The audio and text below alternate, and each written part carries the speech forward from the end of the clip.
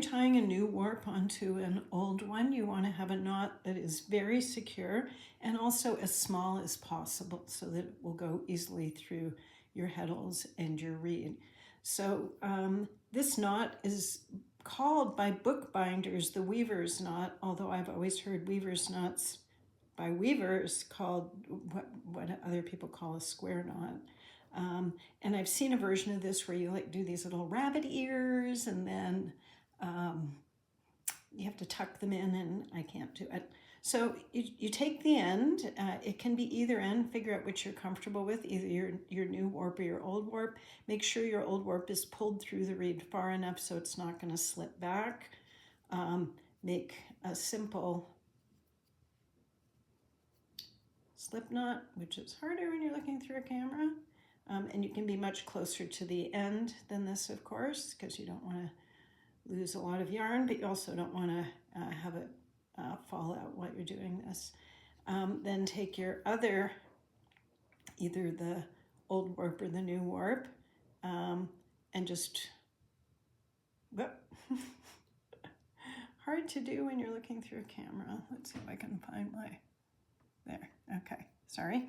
Pull it through, and then I kind of hold on to the new one for a second while I tighten that knot slightly. I pull it close to the end, but not too close, and I give this knot a really sharp, so I'm holding now the one that started the slip knot, not the one going straight through, and I give it a little click. Same as if you're tatting. If you're a tatter, you know that click. If you don't feel the click, you'll find out when you test it if it worked or not. And then you take your ends that you're now going to be using, whichever those are, and give it a tug to make sure it works. So obviously, if you're using a lot of ends, this can take you a long time, but I still think maybe if it's a complicated setup, maybe not as long as doing it. And then this can be actually cut very short.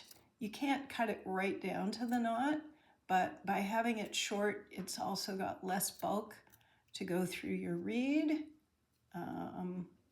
Now, if you are doubling or tripling your ends in a reed, obviously you might even want to make your knots at slightly different distances so they don't all have to get wound through the reed at the same time.